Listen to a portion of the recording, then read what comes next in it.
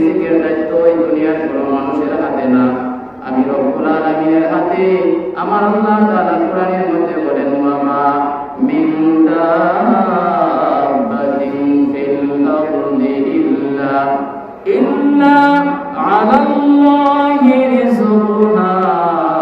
যে দুনিয়ার মানুষ, এই রিজিকের দায়িত্ব আমি আল্লাহ অন্য কারো হাতে দেই নাই, আমি রব্বুল আলামিন নিজের হাতে রেখেছি। বান্দা গুনাহ করে তারপরে আমি রব্বুল আলামিন তাকে রিজিক দেয়। বান্দা নামাজ পড়ে না তারপরে আমি রিজিক দেই।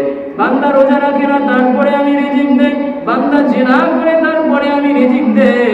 বান্দা আমার হুকুম মানে না, দুনিয়ার মতো দর্শনিয়ার সামনে আগায়, তারপর আমি আল্লাহ রিজিক বন্ধ করি না। কারণ আমি আল্লাহ গফুরুর রহিম। আমি আল্লাহ এই দুনিয়ার মধ্যে আমার বান্দাকে ছাড় দিয়েছি। বান্দা তোমার ইচ্ছা, ফারিকুম ফিল জান্নাতি ওয়া ফারিকুম ফিস সাইর। তুমি চাইলে জান্নাতের পথেও চলতে পারো, তুমি চাইলে জাহান্নামের পথেও যাইতে পারো। বান্দা আমি তোমারে বাধা দিব না, রিজিক বন্ধ করব না। বান্দা মৃত্যুর পরে কবরে যখন আসবা, আমি তোমার প্রত্যেকটা নিয়ামতের কথা আমি রব্বুল আলামিন জিজ্ঞাসা করব। সুবহানাল্লাহ। কি করবেন আল্লাহ?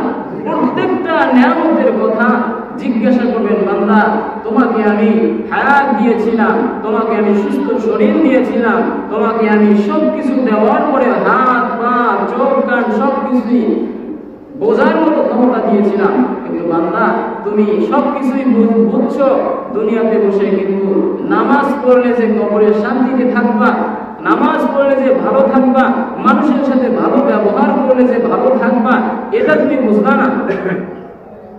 রব্বুল আলামিন এই কথাগুলি তখন নিয়ামতের প্রত্যেকটা নিয়ামতের হিসাব দিবেন। এজন্য